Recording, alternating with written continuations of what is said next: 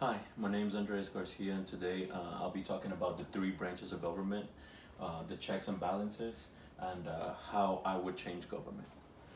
So, starting with the basics, the legislative branch, split into two, the Senate and the House of Representatives. And the legislative branch actually includes its own internal checks and balances system, where they actually can veto each other's bills. To the right, the judicial branch, that includes the Supreme Court, appeal courts, and district courts. All the way to the left, the executive branch, which of course includes the president, White House, cabinet, and dozens of other government agencies. The diagram in the middle shows checks and balances.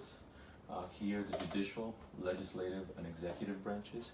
And by the arrows, you can tell that the founding fathers created a way for the three branches to check on each other and to keep the game fair and balanced.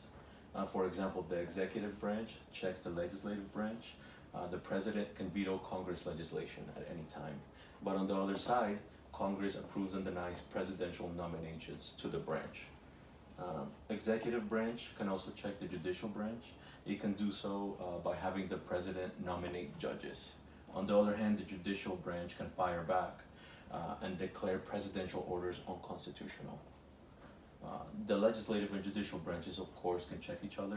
The judicial branch can declare laws unconstitutional.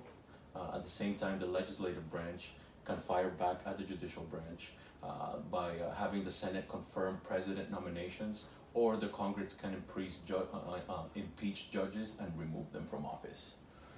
So really, this process is very detailed. The founding fathers did a great job in keeping it fair, but I would argue my utopian branch of government.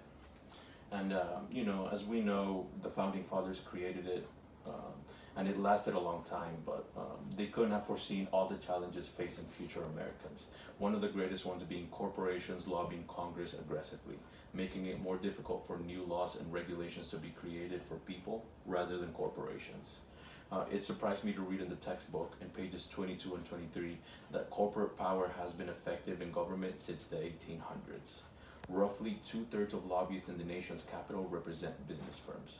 That sentence alone goes against some of the main values instilled in our country: equality, self-government, and fair representation. To be fair, the authors of the Constitution did an excellent job in keeping checks and balances, with a constant battle of power and influence to have each group's interests push forward in the agenda. But unfortunately, the power of corporations to create bills and pressure officials to sign them into laws is very troublesome for me. In my opinion, the biggest obstacle in the journey to level the playing field is the fact that at any time a slight adjustment or change is recommended to keep our Congress clean, economic conservatives cry out in outrage in belief that the entire ideal of free market has been compromised. I cannot blame economic conservatives for their intensity in protecting the free market, as it is one of the main cornerstones of American finances and trade. But I believe that anything done to extremes can be detrimental. I am convinced that in order for my utopia to work and become reality, I'd be able to bring economic liberals and conservatives to a common ground. We'd be able to place comfortable lobbying laws to restrict corporations on going too far and hurting our policies, which are meant for citizens and people instead of for corporations. And really, the visual representation here will show everything. On the left side is the financial side of government, the ugly side of government. All we can see is dollar signs, snakes, and really we're just smashing ourselves in the head with the laws we make and we pass.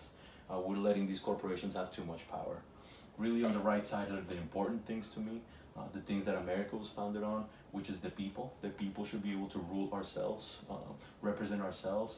And another problem I see this is in healthcare. Healthcare is affected by corporations, and I believe that healthcare has declined in quality because of capitalism. I believe that some laws and restrictions could be had without hurting our free market. I also wanted to include this picture. It reminds me of critical thinking. It shows many different thought processes here in this brain. It's not just one, and that's what we need in America. We need a lot of different thought processes to come together and to be able to make a better country. And really, that's it. This is the only thing that I would change for now, but that doesn't mean that it's the only thing that needs to change. Thank you very much for joining me tonight, and have a good night.